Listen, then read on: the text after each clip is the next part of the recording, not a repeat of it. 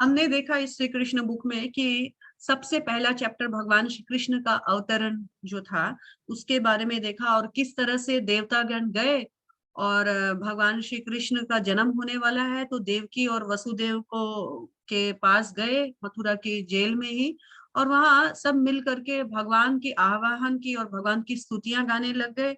और इस तरह से भगवान कृष्ण का जन्म हुआ। जन्म से पहले भगवान चतुर्भुज रूप में वसुदेव को सब कुछ बता दिए थे कि मेरा ऐसा ऐसा जन्म होने वाला है, सारी तुम मुझे यहाँ से यशोदा के घर ले जाना, नंद और यशोदा के घर में, वहां उनकी कन्या रहेगी, उसे उठा ले आना और मुझे वहां छोड़ देना। किसी को पता ही नहीं चलेगा, इतनी मूसलाधार बारिश होएगी कि सब अपने अपने घर पे छुपे हुए रहेंगे, और तुम जाकर एक्सचेंज कर देना, बस इतना ही तुमको करना है। और सारे जो जितने सिपाही है ना, ये सब मूर्छित हो जाएंगे अपने आप ही, इनको पता ही नहीं चलेगा कि इनकी आंख लग गई है, और इनकी बेड़ियां जो अपने आप खुल जाएगी। और तुम ये जो कार्य है वो करके आना। इधर जो कंस है उसको जब पता चला कि देवकी का 8वां गर्भ पुत्र नहीं पुत्री है तो उसको बहुत आश्चर्य हुआ। हालांकि फिर भी पुत्री है तो भी मैं रिस्क नहीं ले सकता। जब मारने चला तो पता चला कि ये तो देवी दुर्गा है। एक्चुअली देवी दुर्गा को भी भगवान ने ही कहा था कि तुम इस तरह से, योग माया तुम इस तरह से ही जाना और तुम अपना रोल प्ले करना। बदले में कलयुग में तुम्हें मैं वरदान देता हूँ कि कलयुग में लोग तुम्हें बहुत पूजेंगे, देवी दुर्गा, चामुंडा, वैष्णो देवी, जिसके भी रूप में तुम बहुत विख्यात होगी, और तुम मेरी बहन के रूप में कलयुग में तुम प्रकट रहना। इस तरह से कृष्ण का जन्म हुआ, और जैसा कृष्ण ने बताया ठीक वैसा ही वसुदेव ने किया। और फिर हमने देखा कि कंस के उत्पीड़न से सब कैसे त्राही त्राही कर रहे थे। कंस कितना खूंखार था, और कंस सारे बच्चों को मार दिया, और इधर इनको भी जो देवकी और वसुदेव है इनको भी बहुत कष्ट करता देता था। लेकिन अब जब बच्चे उनके हो गए हैं तो अभी इनको कंस ने कहा कि ठीक है, अब तुम अपना मेरे राज्य में ही रहना पड़ेगा, लेकिन अब तुम लोग महल में शिफ्ट हो सकते हो, क्योंकि 8वां संतान से खतरा था। और फिर आगे हमने देखा कि पूतना का वध कैसे हुआ। भगवान ने बहुत छोटे से जब जन्म हुए थे तो जन्म होने के सबसे पहला जो असुरनी थी एक्चुअली, सबसे पहले असुरनी का वध किया पूतनासुर, फिर तृणावत का वध हुआ। और हमने उखल बंधन लीला भी देखी इसी इन्हीं चैप्टर्स में, कैसे भगवान ने नल कुबेर और मणिग्रीव का उद्धार किया। तो नारद मुनि ने जो नल कुबेर को श्राप दिया था, लेकिन ये श्राप इनके लिए वरदान साबित हुआ, नल कुबेर और मणिग्रीव जो कुबेर पुत्र थे, क्योंकि ये पेड़ भी बने तो कृष्ण के आंगन के बने। इन पेड़ों ने साक्षात अपने आंखों से कृष्ण की बाल्य लीला इनको देखा। यही नहीं, कभी कभी कृष्ण उन पेड़ों पर चढ़ जाते थे, कभी कभी कृष्ण उन पेड़ों का फल खाते थे। हमको तो जनरली क्या होता है कि भगवान को भोग लगाना पड़ता है, अर्पण करना पड़ता है। यहाँ तो वो पेड़ों से टान कर खींच लेते थे, अपना हक समझकर खाते थे, है ना। तो ये पेड़ कितने धन्य हैं कि इनको जरूर चखा है भगवान ने, क्योंकि भगवान अपनी इच्छा से खाने गए थे। और इस तरह से जो नारद का जो वरदान श्राप जो है वरदान रूप में प्रकट हुआ। हमने देखा कितने सारे असुरों का, हमने देखा इसी बीच हमने देखा ब्रह्मा जी जो है भगवान का टेस्ट करने चले और बछड़ों को चुरा लिया था। धेनुकासुर का वध भी देखा, कालिया दमन भी देखा, किस तरह से कालिया नाग को भगवान ने दंडित किया था, दवाग्नि, प्रलंबासुर, और गोपियों का चीर हरण देखा हमने, गोवर्धन पूजा भी देखी, वृंदावन में इतना जो प्रलयकारी वर्षा था वो हमने देखा। और उसके बाद गोवर्धन पर्वत उठाया भगवान ने, स्वर्ग का जो देवता है राजा इंद्र, उन्होंने फिर भगवान की स्तुति की कि मुझसे गलती हो गई। और किस तरह से हमने देखा कि नंद महाराज जो है एकादशी के दिन नेक्स्ट दिन सुबह थोड़ा ब्रह्म मुहूर्त से पहले नदी में स्नान करने गए थे, तो उनका वरुण पाश ने जो है बंदी बना लिया था, और किस तरह से कृष्ण के जाते ही उन्होंने छोड़ दिया उनको। और रास लीला देखा, रास लीला में गोपी गीत वाला पार्ट भी हमने देखा। आज हम देखेंगे मेरे चैप्टर में 33 लिखा हुआ है, पर आप लोगों के भी शायद 34 है। विद्याधर, मोक्ष तथा शंखासुर का वध, और भी असुर है। रासलीला के बाद क्या किया भगवान ने? कौन माता जी पढ़ेगी? एक पैराग्राफ पढ़िए प्लीज। मैं पढ़ती हूँ। हरे कृष्ण उमा जी पढ़िए। हरे कृष्ण। एक बार नंद आदि ग्वालों ने शिवरात्रि मनाने के लिए अंबिकावन जाने की इच्छा प्रकट की। रासलीला शरद ऋतु में संपन्न हुई थी और उसके बाद दूसरा बड़ा उत्सव होली या डोल यात्रा होता है। डोल यात्रा तथा रासलीला के मध्य एक महत्वपूर्ण उत्सव मनाया जाता है जिसे शिवरात्रि कहते हैं, जो शिवजी के भक्तों या शैवों द्वारा संपन्न की जाती है। किंतु कभी कभी वैष्णव भी इस उत्सव को मनाते हैं क्योंकि वे शिवजी को परम वैष्णव मानते हैं। किंतु भक्तों या कृष्ण के भक्तों द्वारा शिवरात्रि का यह समारोह नियमित रूप से नहीं मनाया जाता। ऐसी परिस्थिति में श्रीमद् भागवत में बताया गया है कि नंद महाराज समेत ग्वालों ने एक बार इच्छा की। इसका यही अर्थ होता है कि वे शिवरात्रि उत्सव को नियमित रूप से नहीं मनाते थे, किंतु एक बार वे उत्सुकतावश अंबिकावन जाने के इच्छुक हुए। अंबिकावन गुजरात प्रदेश में नहीं कहीं पर है। कहा जाता है कि यह सरस्वती नदी के तट पर स्थित है, किंतु गुजरात प्रदेश में सरस्वती नाम की कोई नदी नहीं है। वहां की एकमात्र नदी साबरमती है। भारत के सारे महान तीर्थ स्थान गंगा, यमुना, सरस्वती, नर्मदा, गोदावरी, कावेरी आदि उत्तम नदियों के तट पर स्थित है। अंबिकावन सरस्वती नदी के तट पर स्थित था और सारे ग्वाले तथा नंद महाराज वहां गए। उन्होंने शिवजी तथा अंबिका की मूर्तियों की पूजा अत्यंत भक्तिभाव से प्रारंभ कर दी। यह सामान्य प्रथा है कि जहां कहीं भी शिवजी का मंदिर होता है वहीं अंबिका दुर्गा का भी मंदिर होता है, क्योंकि अंबिका शिवजी की पत्नी है और स्त्रियों में परम पतिव्रता है। वे अपने पति के संग से पृथक नहीं रहती। अंबिकावन पहुंचकर वृंदावन के ग्वालों ने सर्वप्रथम सरस्वती नदी में स्नान किया। यदि कोई किसी तीर्थ स्थान पर जाता है तो उसका पहला कर्तव्य है कि वह स्नान करे, और कभी कभी लोग अपना सिर भी मुंडाते हैं। यह पहला कार्य होता है। स्नान के बाद लोगों ने श्री विग्रहों की पूजा की और पवित्र स्थानों में दान दिया। वैदिक प्रथा के अनुसार दान ब्राह्मणों को दिया जाता है। वैदिक शास्त्रों में कहा गया है कि केवल ब्राह्मण तथा सन्यासी ही दान ग्रहण कर सकते हैं। वृंदावन के ग्वालों ने ब्राह्मणों के स्वर्णाभूषणों तथा सुंदर हारों से सज्जित गोवें दान की। ब्राह्मणों को दान इसलिए दिया जाता है क्योंकि वे कोई व्यापार नहीं करते। उनसे आशा की जाती है कि वे भगवत गीता में वर्णित ब्राह्मण कर्मों में लगे रहे। ये है, उन्हें अत्यंत विद्वान होना चाहिए और तपस्या करनी चाहिए। उन्हें न केवल स्वयं विद्वान होना चाहिए अपितु अन्यों को भी शिक्षा देनी चाहिए। ब्राह्मणों को केवल ब्राह्मण ही नहीं होना चाहिए, उन्हें अन्य ब्राह्मण भी उत्पन्न करने चाहिए। यदि कोई व्यक्ति किसी ब्राह्मण का शिष्यत्व स्वीकार करने पर राजी हो जाता है तो उसे भी ब्राह्मण बनने का अवसर प्रदान किया जाता है।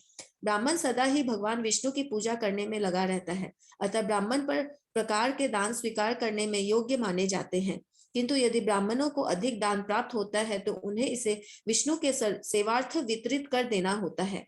अतः वैदिक शास्त्रों में ब्राह्मणों को दान देने की संस्तुति है, क्योंकि ऐसा करने से भगवान विष्णु तथा सारे देवता प्रसन्न होते हैं। हरे कृष्णा। तो अब तक हमने क्या देखा कि एक बार नंद महाराज की और कुछ अन्य ग्वाल बालों की इच्छा हुई कि शिवरात्रि आ रही है। ये रासलीला का जो चैप्टर है, प्रीवियस चैप्टर, ये हमने देखा रासलीला तो शरद ऋतु में होती है, परंतु शरद ऋतु के बाद एक बड़ा ऋतु आता है बसंत ऋतु, जिससे पहले पहले होली आती है। होली से भी पहले एक और त्योहार आता है जो है शिवरात्रि, जो कि शिवों का उत्सव है। शिव मतलब जो शिव के भक्त है। जैसे जो विष्णु के भक्त होते हैं उनको वैष्णव कहते हैं, वैसे ही जो शिव जी के भक्त होते हैं उनको क्या कहा जाता है? शैव। शैव मतलब शेवा। यहाँ पर दिया गया है ये लाइन, 4th लाइन देखिएगा, जिसे शिवरात्रि कहते हैं। और जो शिव जी के भक्तों यानी शेवो, यानी जो शिव जी के भक्त हैं उनको शेव कहा जाता है। ऐसे शिव जो हैं वो इस उत्सव को हर साल मनाते हैं। शिवरात्रि उस दिन शिव जी का विवाह हुआ था, जिसको बोलते हैं मैरिज एनिवर्सरी। लेकिन वैष्णव जो है, ये शिवरात्रि ये रेगुलर उत्सव नहीं है, उनका वार्षिक उत्सव नहीं है। तो वैष्णव का कभी इच्छा हुआ तो कर भी सकते हैं, क्योंकि शिव जी तो परम वैष्णव है। परम वैष्णव के हिसाब से वो उनको परम वैष्णव की पूजा कर सकते हैं। लेकिन उन लोग के लिए it's not compulsory to observe this festival, या ये जो उत्सव है। ऑलवेज।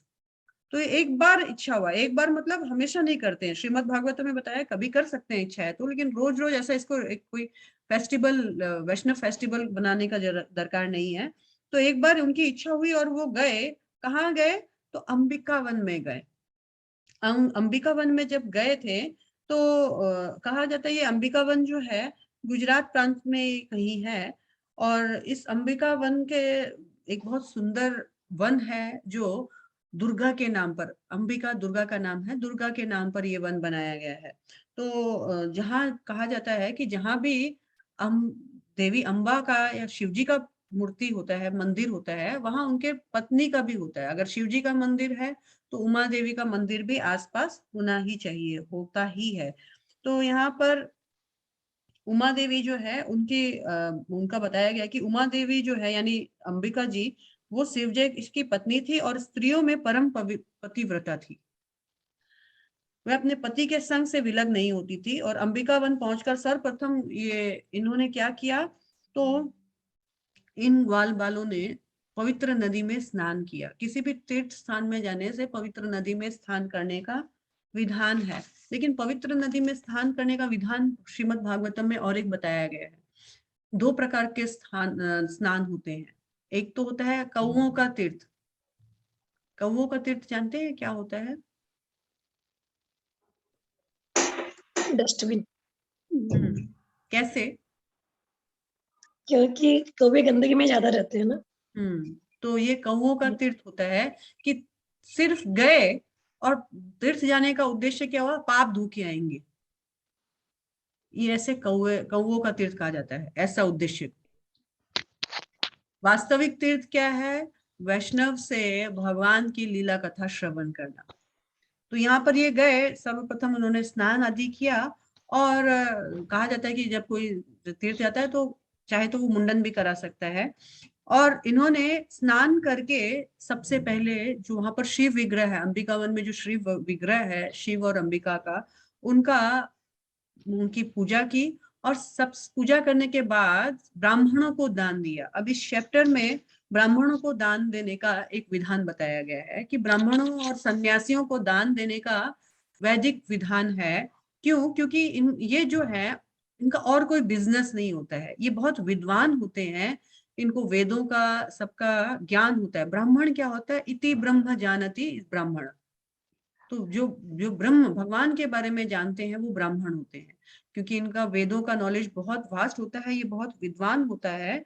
तो इनका कार्य क्या होता है? ब्राह्मणों का 6 कार्य होता है। पठन पाठन। पठन मतलब होता है वो खुद पहले वेदों का अध्ययन करते हैं। पाठन मतलब फिर दूसरे को भी समझाते हैं, शास्त्र इजी वे में प्रेजेंट करते हैं। यजन याजन, अपने पूजा पाठ करना सीखते हैं, पूजा पाठ करते हैं। और यजमानों के घर जाकर पूजा पाठ करवाते भी हैं, क्योंकि उनको नहीं आता है तो वो जाकर हेल्प करते हैं उनको विष्णु का तुष्टि के लिए। और क्या है? दान प्रतिग्रह। दान प्रतिग्रह मतलब क्या होता है? वो दान लेते हैं यजमानों से। सारे बाकी जो जो 3 क्लास है, क्षत्रिय, वैश्य और शूद्र, इनसे दान लेते हैं यथासंभव, जो जितना दान देता है। और फिर जब उनका जितना चाहिए उतना उनको मिल गया, उतना वो रखते हैं, यूज करते हैं।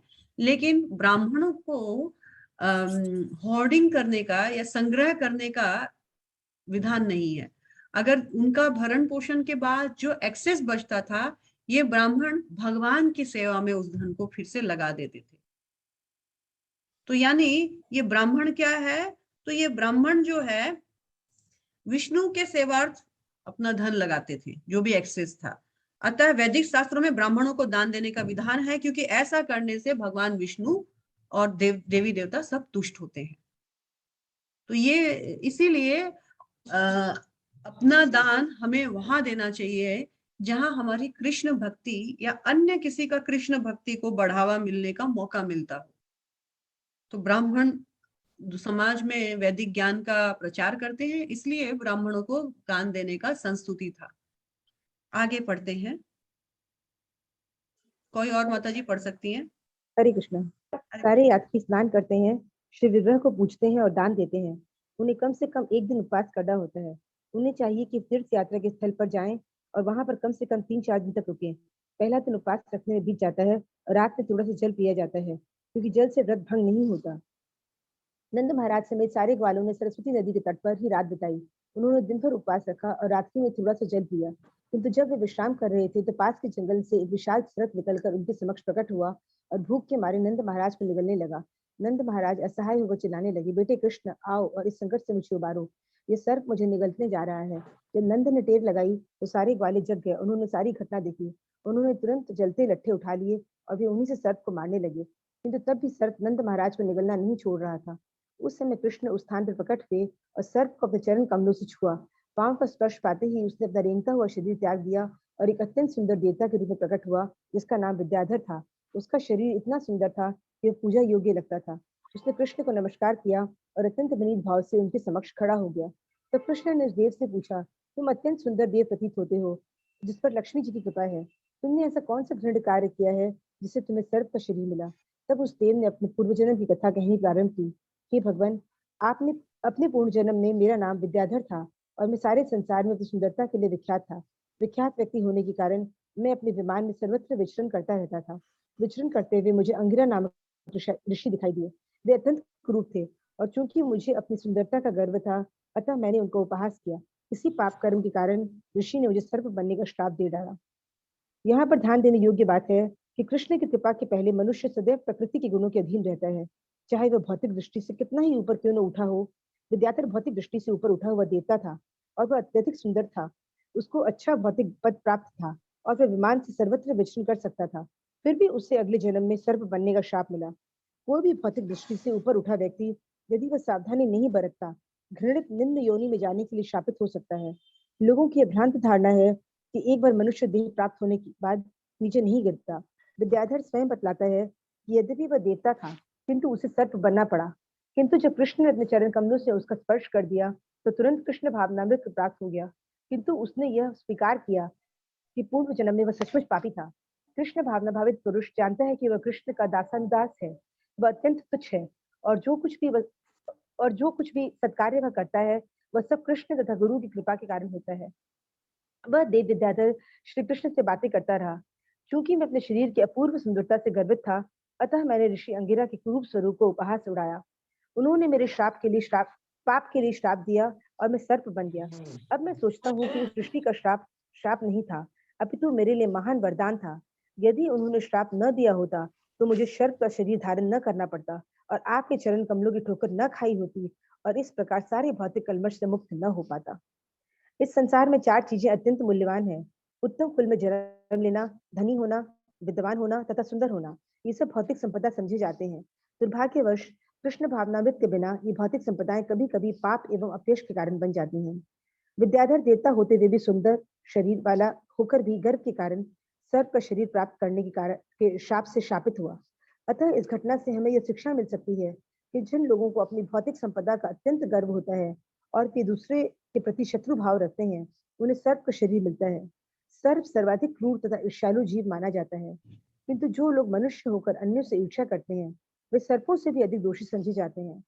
सर्प को मंत्रों तथा औषधियों के बल पर दमित या नियंत्रित किया जा सकता है, किंतु जो ईर्ष्यालु है, उसे कोई भी वश में नहीं जा सकता। हरे विद्याधर ने कृष्णा, जी इतना हरे कर कृष्णा। लेते हैं पहले। तो हमने देखा कि नंद महाराज जो है वो इस तरह से अपना सारा जो रिचुअल्स है तीर्थ में जाकर वो सारा उन्होंने रिचुअल्स किया। यहाँ उपवास का बात है, पर कर्मकांड के अनुसार है भक्त तीर्थ में जाता है महान भक्तों का संग करने के लिए, अपने भक्ति का बढ़ोतरी करने के लिए। तो जब उसका मेन मकसद तीर्थ में जाने का होता है महापुरुषों से श्रवण करना, भगवान की लीला कथाओं का श्रवण करना। तो जब नंद महाराज आदि वाले इस तरह से अपना पूरा डे एक्टिविटी खत्म कर लेते हैं, शाम को जब वो सो रहे होते हैं तो वो वही रात्रि में जब जंगल के पास सो रहे थे और उस जंगल के पास से एक सर्प निकला।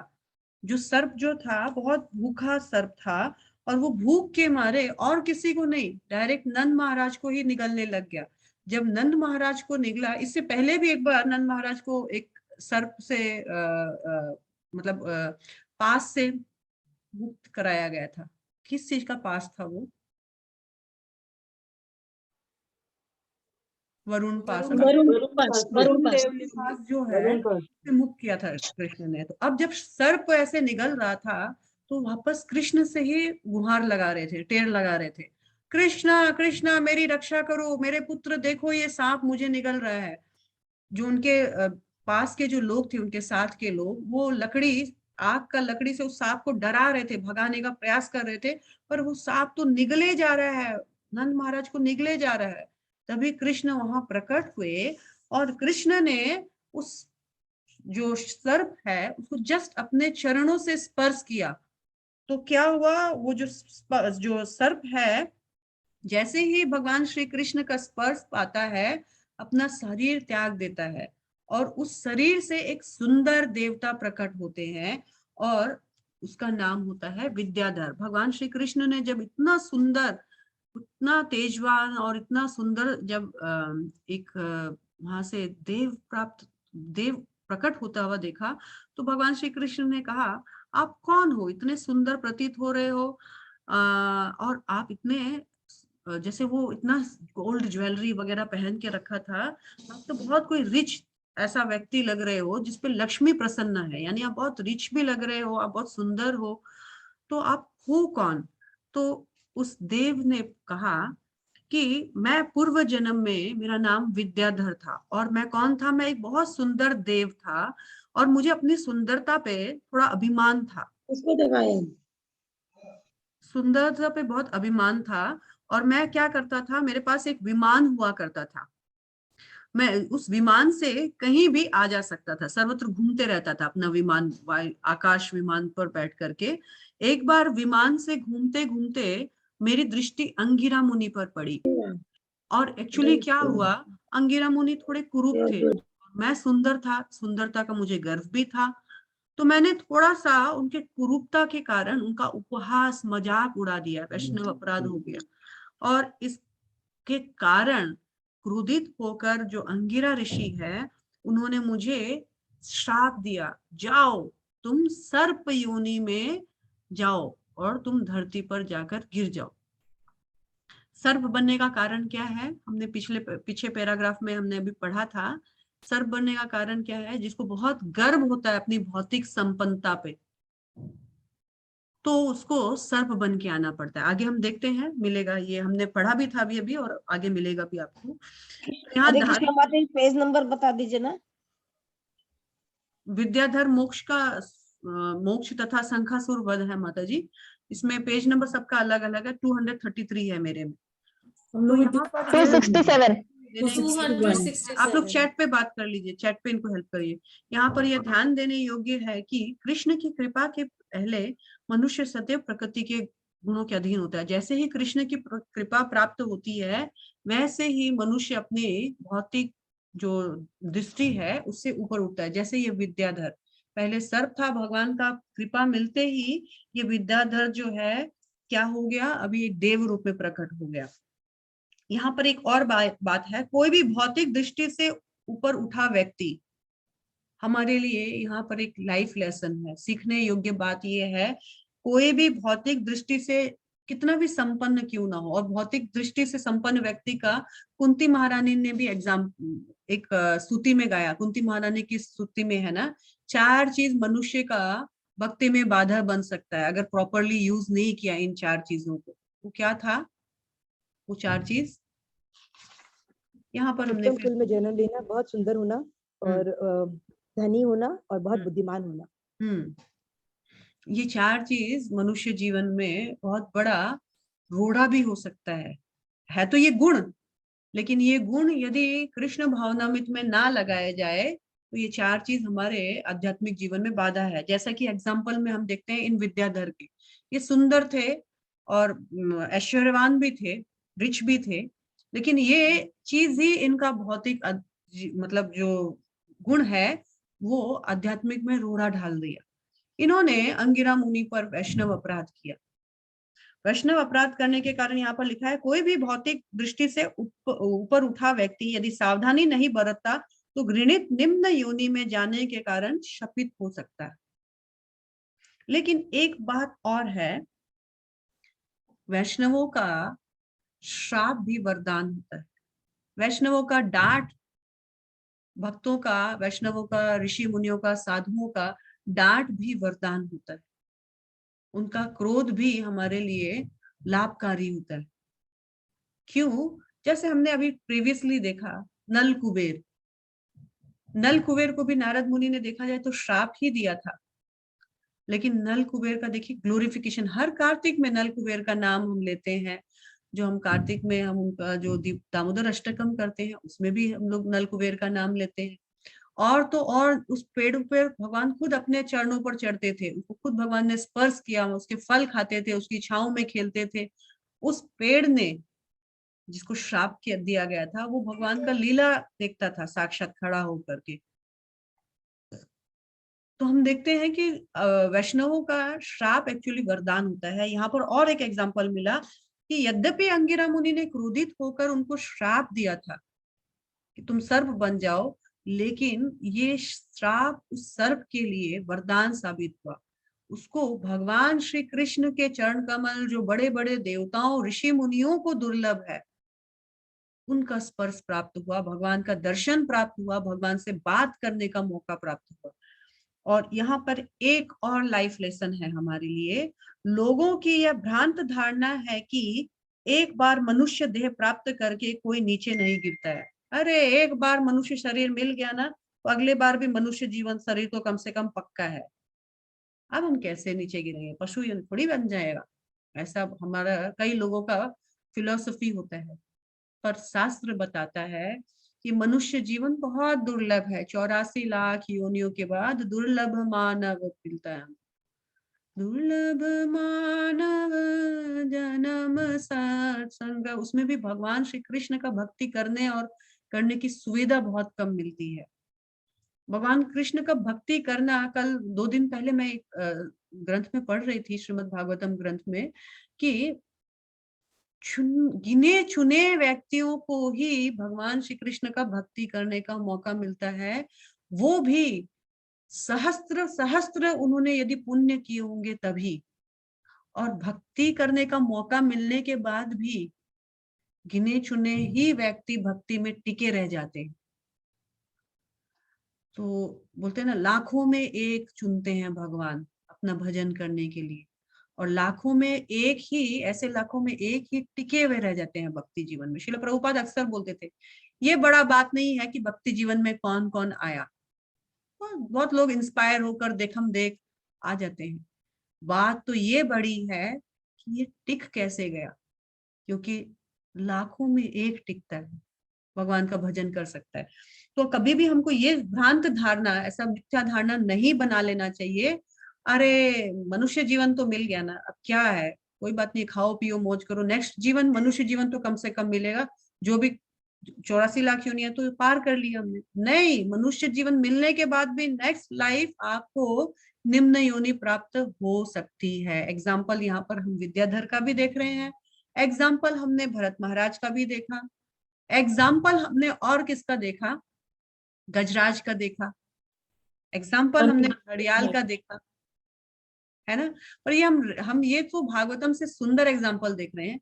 तो ये सुंदर एग्जाम्पल का इसलिए हम एग्जाम्पल दे रहे हैं कि जब इनको मनुष्य जीवन से निम्न योनि में आना पड़ सकता है, तो हम जैसे लोग जो भक्त भी नहीं है, जो प्योर भी नहीं है, तो क्या क्या गारंटी है कि मनुष्य जीवन होने का फिर मनुष्य जीवन मिलेगा ही। तो इस भ्रांत धारणा में मत रहिएगा। यहाँ पर एक हमारे लिए क्वेश्चन, एक चेतावनी है। तो यहाँ पर विद्याधर ने स्वीकार किया कि भगवान, मैं इतना पापी था कि मैंने एक वैष्णव का अपमान किया और मैं सर्प योनि में मुझे आना पड़ा। इस संसार में 4 वस्तुएं जो मैंने बताया था, मूल्यवान वस्तु है। क्या है? उत्तम कुल में जन्म लेना, जैसे ब्राह्मण कुल में, किसी वैष्णव परिवार में, किसी समृद्ध परिवार में जन्म लेना, नेम एंड फेम बहुत बड़ा हो, किसी धनवान परिवार में जन्म होना जहां रुपए पैसा का कमाने का कोई चिंता नहीं हो, विद्वान होना, बहुत पढ़ा लिखा हो जाना, डिग्री होल्डर हो जाना, या बहुत सुंदर, शरीर का बनावटी बहुत सुंदर हो। लेकिन ये बहुत मूल्यवान है। लेकिन कहा गया है ये सब भौतिक संपदा समझे जाते हैं, ये भौतिक संपत्ति है, आपके कुछ पुण्य कर्मों के कारण आपको ऐसा मिला, इसको यदि हम भगवान की सेवा में नहीं लगाएंगे और इसका गलत उपयोग करेंगे, इन चीजों से यदि हमको गर्व उत्पन्न हो गया तो हमारा भी हालत इस विद्याधर जैसा ही होगा। और ऐसे लोगों को क्या, कौन सा शरीर, कौन सा योनि प्राप्त होता है? सर्प निम्न योनि। योनि। हाँ, सर्प योनि। यहाँ पे बताया गया सर्प। विद्याधर देवता होने के बाद भी सुंदर शरीर वाला होकर भी गर्व के कारण सर्प योनि में आया। नो डाउट उनको श्राप मिला था, लेकिन सर्प सर्वाधिक क्रूर तथा ईर्ष्यालु माना जाता है। और यहाँ पर चैतन्य महाप्रभु और अन्य हमारे आचार्यों ने भी कहा है कि सर्प तो फिर भी सही है, ईर्ष्यालु व्यक्ति सर्पों से भी ज्यादा डेंजरस होता है। यदि कोई व्यक्ति आपसे ईर्ष्या करता है या आपके अंदर ईर्ष्या है किसी के प्रति, तो आप सर्प से भी ज्यादा डेंजरस हो। क्यों?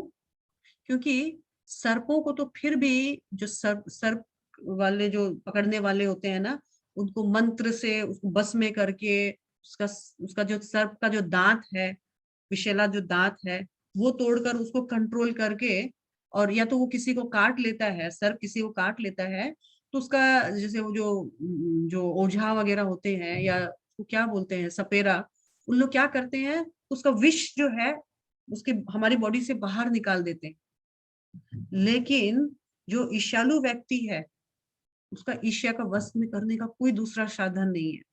तो सर्प आपको हो सकता है डस के मारना चाहे, लेकिन ईर्ष्यालु व्यक्ति सर्प से भी ज्यादा खतरनाक है, क्योंकि आपको पता भी नहीं चलेगा आपके फ्रेंड के रूप में ये आपके साथ खड़ा है, लेकिन कब ईर्ष्यावश ये आपका सबसे बड़ा घातक हमला कर देगा आपके ऊपर। सर्प को तो फिर भी मंत्र तंत्र से सपेरा जो है पिटारी में बांध लेगा, इस ईर्ष्यालु व्यक्ति को आप कैसे कंट्रोल करोगे? इसीलिए यदि मेरे अंदर ईर्ष्या है, या मुझे पता चल जाए कि मुझसे कोई ईर्ष्या करता है, तो हमें क्या करना चाहिए? सतर्क होना चाहिए। यदि मुझसे कोई ईर्ष्या करता है, सतर्क। और मैं यदि ईर्ष्यालु हूं तो भी सतर्क होना चाहिए, क्योंकि मैं सर्प से भी ज्यादा डेंजरस हूं। ठीक है, नेक्स्ट लेते हैं। ईर्ष्या का एग्जैक्ट मीनिंग क्या है? एनविशनेस, जलन। किसी का कुछ भौतिक गुण है और उससे आपको जलन हो रहा है। और एक और बात मैं बताती हूँ, अगर किसी भक्त से आपको ईर्ष्या हो रही है तो बहुत डेंजरस बात है, तब तो हमारा पतन निश्चित है। इसलिए चेक करना है कि मैं किसी भक्त के साथ, हाँ, स्पिरिचुअल कंपटीशन एक अलग बात होता है कि मैं भक्ति अपना बढ़ा रहा हूँ, लेकिन उसको बीट करना या उसके जैसा होना, अगर उसके साथ आप कंपटीशन में लगे हुए हैं अंदर ही अंदर, तो ये आपके लिए बहुत घातक है। ऐसा हम मूंदे मुंह गिरेंगे, हमको पता ही नहीं चलेगा। क्यों? क्योंकि मैंने पहले भी क्लास में बताया था, किसी भक्त के अंदर अगर कोई गुण है तो वो कृष्ण का दिया हुआ वो गुण है। हम उस भक्त से नहीं, कृष्ण से ईर्ष्या कर रहे हैं, और हम कृष्ण भावना में हम आगे बढ़ पाएंगे कृष्ण से ईर्ष्या करके? तो हमारा जो गुण था वो भी कृष्ण विड्रॉ कर लेंगे। आप उस भक्त के जैसा बनना तो छोड़ो, आप अपने गुण भी खो दोगे। इसलिए ये बहुत गंदा चीज है। ईर्ष्या अगर रहेगा तो हम श्रीमद् भागवतम भी नहीं समझ पाएंगे। 2 नंबर श्लोका में बताया गया है ना, ये श्रीमद् भागवतम किसके लिए है, कौन समझ सकता है? जो ईर्ष्या रहित है, निर्मत्सरनाम, जिसके अंदर मत्सरता नहीं है, किसी के लिए एनवियसनेस, जलन भाव, द्वेष भाव नहीं है। ओके, तो हमने यहीं तक पढ़ा था ना? हाँ, यहीं तक पढ़ा था माता जी। पढ़ेगा मैं पढ़ती हूँ माता जी। विद्याधर ने आगे कहा, हे प्रभु, अब मैं सोचता हूँ कि समस्त पाप कर्मों से मुक्त होकर अपने घर स्वर्ग वापस जाने के लिए आपकी अनुमति प्राप्त कर लूं। यह प्रार्थना सूचित करती है कि जो लोग सकाम कर्मों में अनुरक्त हैं और उच्च लोगों में जाकर सुख भोगना चाहते हैं, वे श्री भगवान की स्वीकृति के बिना जीवन लक्ष्य की प्राप्ति नहीं कर पाते। भगवत गीता में यह भी कहा गया है कि अल्पज्ञ लोग भौतिक लाभ की कामना करते रहते हैं, फलतः तरह तरह के देवताओं को पूजते हैं, किंतु वास्तव में वे भगवान विष्णु या कृष्ण की अनुमति से ही देवताओं से वरदान प्राप्त करते हैं। देवताओं में किसी प्रकार का लाभ या वरदान देने की शक्ति नहीं होती। यदि किसी को भौतिक वर मांगनी ही है तो वह भगवान कृष्ण की पूजा करके उनसे मांग सकता है। कृष्ण भौतिक वरदान देने में भी सक्षम है, किंतु एक देवता से भौतिक वरदान की याचना करने तथा कृष्ण से याचना करने में अंतर है। ध्रुव महाराज ने भौतिक वरदान के लिए भगवान की पूजा की थी, किंतु जब उन्हें वास्तव में भगवान की कृपा प्राप्त हुई और उनके दर्शन हुए तो वे इतने प्रसन्न हुए कि उन्होंने कोई भी भौतिक वरदान लेना अस्वीकार कर दिया। बुद्धिमान व्यक्ति कभी भी न तो देवताओं की कृपा की आकांक्षा करता है न उन्हें पूछता है, वह सीधे कृष्ण भावना भावित बन जाता है, और यदि उनके मन में किसी भौतिक लाभ की कामना होती भी है तो वह देवताओं से न मांगकर कृष्ण से मांगता है। विद्याधर, जो स्वर्ग वापस जाने के लिए कृष्ण की अनुमति की प्रतीक्षा कर रहा था, बोला, आपके पास स्पर्श से मैं सभी प्रकार की भौतिक पीड़ाओं से मुक्त हो गया हूँ। आप योगेश्वर हैं, आप यदि आदि श्री भगवान हैं, आप समस्त भक्तों के स्वामी हैं, आप स्वर्ग के स्वामी हैं, अतः मैं आपकी अनुमति चाहता हूँ। आप मुझे पूर्णतः शरणागत बना ले। मैं भली भांति जानता हूँ कि जो आपके पवित्र नाम का निरंतर जप करता है वह समस्त पापों के फलों से मुक्त हो जाता है, और जिन लोगों को साक्षात आपका चरण स्पर्श प्राप्त हो वे तो निश्चित रूप से मुक्त हो जाते हैं। अतः मेरा दृढ़ विश्वास है कि आपके दर्शन से तथा चरण स्पर्श से मैं ब्राह्मण शाप से मुक्त हूँ। इस प्रकार विद्याधर को कृष्ण से अपने घर स्वर्गलोक जाने की अनुमति प्राप्त हो गई। इस अनुमति को प्राप्त करने के बाद उसने भगवान की परिक्रमा की और प्रणाम करके वह अपने स्वर्गधाम को चला गया। इस प्रकार नंद महाराज भी सर्प के द्वारा निगले जाने से बच गए। हरे कृष्णा। तो ये एक पार्ट है, हम इसको फिनिश कर लेते हैं पहले। तो विद्याधर ने भगवान से इस तरह से बातें की और भगवान को फिर बोला कि भगवान यदि आपकी अनुमति हो तो मैं अपने घर, यानी जो हमारा वो तो देव थे ना, तो देवलोक को मैं वापस जाना चाहता हूँ, यानी स्वर्ग लोक को मैं वापस जाना चाहता हूँ। और फिर इसमें श्रील प्रभुपाद पर्पट में बता रहे हैं कि भागवत गीता में तो बताया गया है ना कि यदि कोई देवताओं की भी पूजा करता है तो वो जो वरदान उनको मिलते हैं वो भी इनडायरेक्टली मुझसे ही सैंक्शन होके जाते हैं। तो यहाँ पर बताया गया कि एक भक्त जो है यदि उसको कुछ चाहिए भी होता है भगवान से, अकाम सर्व कामो मोक्ष कामो उदारी तीव्रेण भक्ति योगे न यज्ञेत पुरुषम परम। तो यदि उसे कुछ चाहिए भी होता है तो वो भगवान की सेवा करता है, भगवान से ही मांगता है। भौतिक गुण भी अगर उसको चाहिए तो देवताओं से नहीं मांगता है, भगवान से डायरेक्ट मांगता है। ऐसे लोग जो है उदारदी होते हैं। एग्जाम्पल यहाँ पर ध्रुव महाराज का दिया गया है। ध्रुव महाराज का क्या है, तो वो तो भौतिक चीज ही मांगने के लिए गए थे, भगवान को मांगने नहीं गए थे, भगवान से भौतिक चीज मांगने के लिए गए थे। लेकिन फायदा क्या होता है भगवान से मांगने से और देवी देवताओं से मांगने से, क्या डिफरेंस है दोनों में?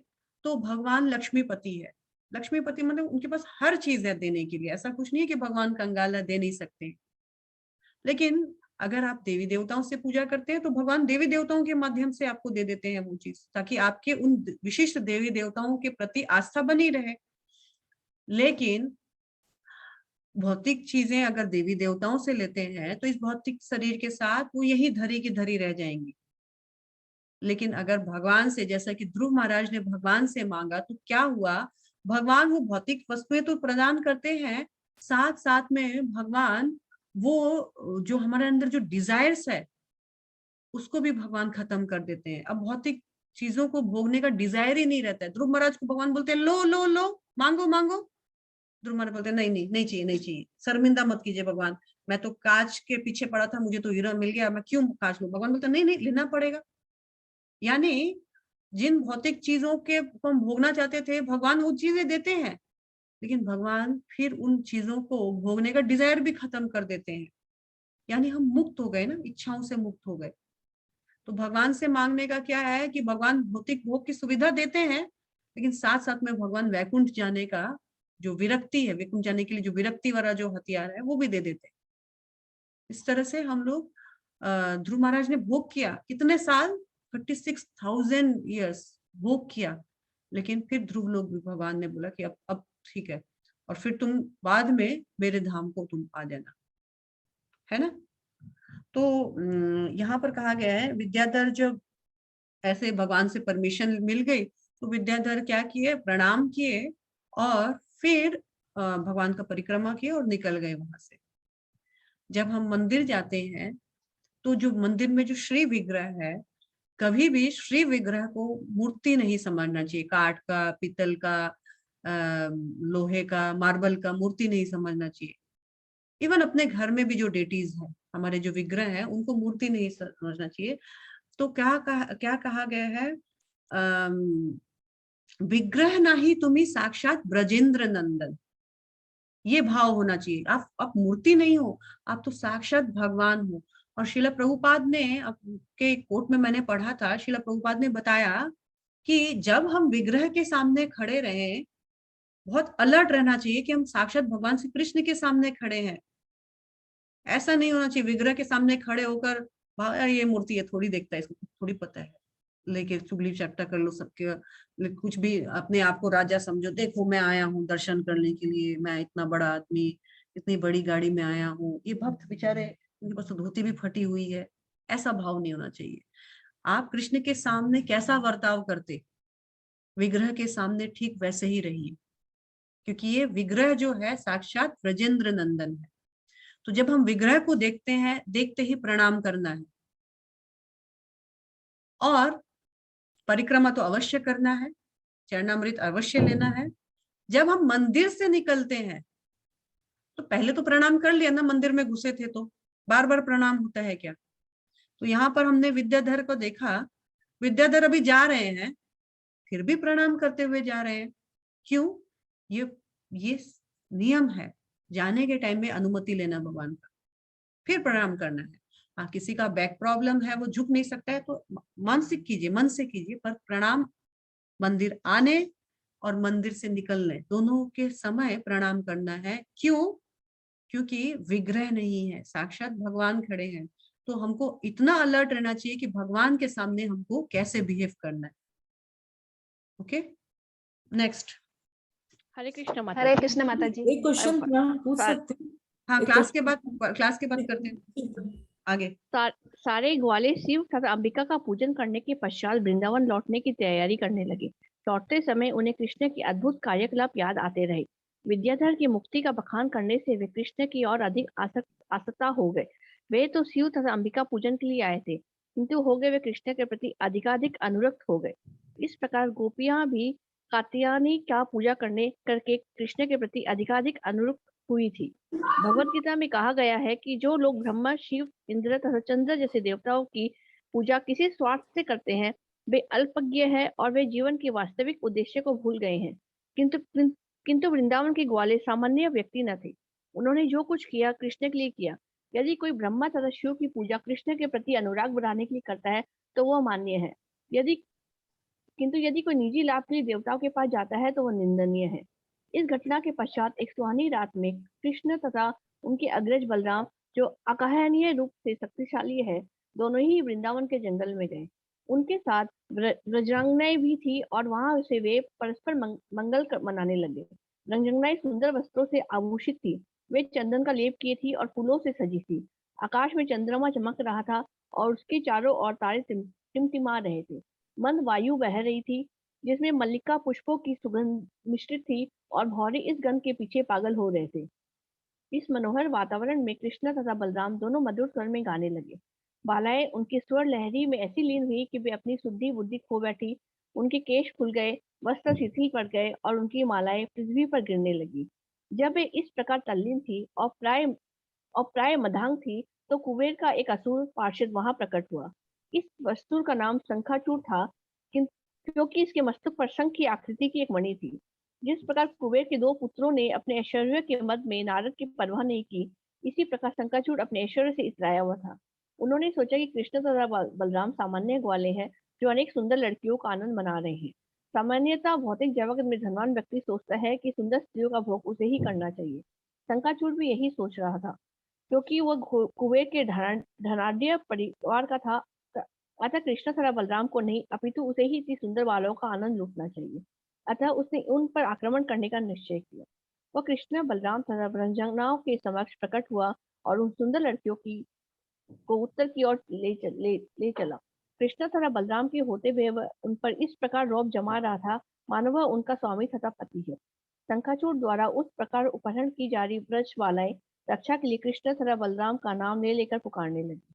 दोनों भाई अपने हाथ में सार की लठ लेकर उसका पीछा करने लगे। वे गोपियों से कहते जा रहे थे, डरना नहीं, हम इस असुर को दंड करने के लिए तुरंत आ रहे हैं। और वे तुरंत शंखासुर के पास पहुंच गए। तब शंखाचूर ने सोचा कि ये दोनों भाई अत्यंत बलवान है तो वह डर के मारे गोपियों को छोड़कर अपनी जान लेकर भागा, किंतु कृष्ण ने उसे जाने नहीं दिया। उन्होंने बलराम को गोपियां सौंप दी और स्वयं जहां तहां कहाचूर भागा उसके पीछे उसका पीछा करते रहे।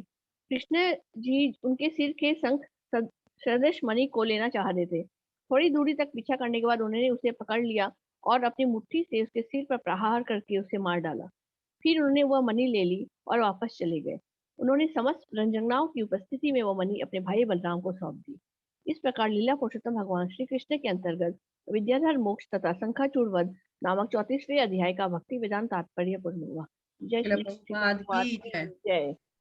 तो यहाँ हमने देखा कि इस तरह से तो जो विद्याधर थे वो भी अपने देवलोक को चले गए, और यहाँ पर जो अंबिका पूजन के लिए जितने भी वृंदावन वासी गए थे नंद महाराज के साथ, वो सब भी अपने अपने घरों को आ गए। एक्चुअली वो गए तो थे शिव और अंबिका का पूजा करने के लिए, लेकिन लौट कर आने के समय रास्ते में वो तो कृष्ण का गुणगान गा रहे थे। ओहो, कृष्ण इतने अच्छे हैं, कृष्ण कितने महान है, ग्लोरिफिकेशन कृष्ण का होने लग गया। सेकंड एक घटना के बारे में इसी चैप्टर में उल्लेख किया गया है कि एक समय की बात है कि बहुत एक सुहावनी रात थी और कृष्ण और बलराम जो है दोनों वृंदावन के जंगल में गए थे। उनके साथ ब्रज की गोपिकाएं भी थी। गोपिकाएं जो थी बहुत सुंदर थी और बहुत सुंदर आभूषण वस्त्र आदि धारण करके बहुत सुंदर लग रही थी। वहां गए तो जैसे ही कृष्ण और बलराम मधुर संगीत गा रहे थे, गोपियां ब्रज बधुएं जो है वो इतना मुग्ध हो गई वो सुनकर कि उनको अपना होश ही नहीं रहा कि कहाँ उनके वस्त्र जा रहे हैं, कहाँ उनकी मालाएं जा रही है, कहाँ उनका जो जो साज समाज है सामग्री, वो कैसे केश जो है खुल रहे हैं। बावली सी हो गई उनके जो गान सुनकर, उनका मधुर आवाज सुनकर। इसी समय जब ये लीला चल रही थी तो कुबेर का एक जो राक्षस है, असुर है, राक्षस नहीं बोल सकते, असुर बोलेंगे हम लोग उसको। कुबेर का एक असुर है। एक्चुअली कुबेर क्या है, तो कुबेर देवताओं और असुरों दोनों का ही ट्रेजरर है। देवताओं का भी है, असुरों का भी, इसलिए कुबेर के अंडर देवता भी है और कुबेर के अंडर असुर भी है। तो कुबेर के अपने पुत्र का तो आपने देखा ही था कि एक धनी पिता का पुत्र होने के कारण, धन में मंदा आंख अंधा होने के कारण वो कैसे शराब में लिप्त होकर नारद मुनि के साथ बर्ताव कर रहे थे। वैसे ही ये जो असुर है, ये असुर का नाम बताया गया है शंखासुर। क्यों उसका नाम शंखासुर बताया गया? क्योंकि इसके मस्तक पर एक शंख नाम का जो चिन्ह, शंख प्रकार का एक चिन्ह का मणि था, इसलिए इस असुर का नाम ही शंखासुर बना दिए। इस असुर के सिर पर शंख नाम का शंख आकृति का एक मणि था।